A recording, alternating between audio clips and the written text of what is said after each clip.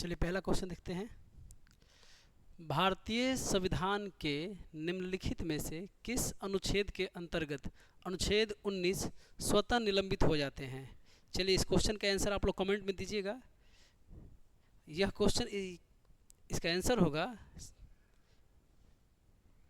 अनुच्छेद 19 निलंबित हो जाता है। तो जब आपात में राष्ट्रीय आपात लागू किया जाता है, राष्ट्रीय आपात लागू किया जाता है अनुच्छेद 352 के तहत। यह लागू कब होता है? तो यह लागू होता है बाह्य आक्रमण या युद्ध की स्थिति में लागू होता है। युद्ध आंतरिक अशांति जब उत्पन्न हो जाए तो उस कंडीशन में लागू किया जाता है। और अनुच्छेद 352 जब लागू हो जाता है तो मौलिक अधिकार, फंडामेंटल राइट्स, मौलिक अधिकार के जो अनुच्छेद 19 के खंड हैं, अनुच्छेद 19 के खंड वह 358 के तहत निलंबित हो जाते हैं।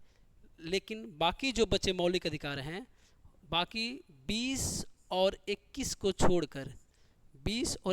छोड़कर मौलिक अधिकार, फंडामेंटल राइट के अनुच्छेद 20 और 21 को छोड़कर बाकी सब मौलिक अधिकार 359 के तहत निलंबित होते हैं।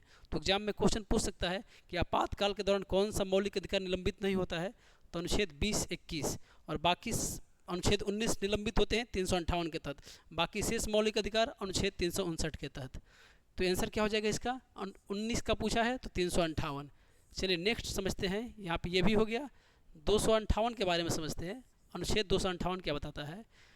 अनुच्छेद 258 में लिखा गया है कि केंद्र सरकार के पास यह अधिकार है कि वह किसी विशेष स्थिति में अपनी शक्तियाँ राज्य को सौंप सकती है।